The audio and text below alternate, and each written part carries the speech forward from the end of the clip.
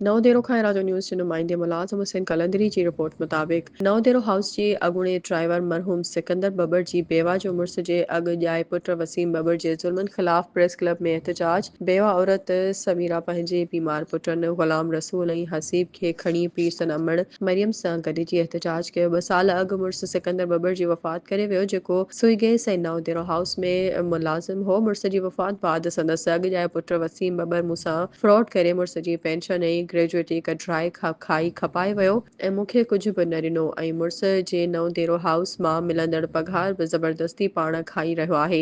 समीरा बबर जा इल्ज़ाम हाणे मूंखे ऐं मासूम बीमार पुटनि खे ज़बरदस्ती घर मां कढी बेघर करे ज़ुल्म करे रहियो आहे। समीरा बबर जा इल्ज़ाम वसीम बबर जे ज़ुल्म ऐं ॾाढ ख़िलाफ़ नवदेरो हाउस ते शिकायत खणी वियासीं त कंहिं असांखे अंदरि वञण न ॾिनो ऐं दरवाज़े तां वापसि मोटाए छॾियो। समीरा बबर जूं दाहूं को बि असांजी दाह ॿुधण लाइ तयार नाहे। असां वञूं त केॾांहुं वञूं ऐं हुन ज़ुल्म ज़्यादती जे कंहिंखे दाह ॾियूं। Samira Babar PP chairman Bilawal Bhutto Zardari MPA Faryal Talpur ऐं वस वारा ज़ुल्म जो नोटिस वठी असांखे पंहिंजो हक़ ॾियारे इंसाफ़ कयो वञे।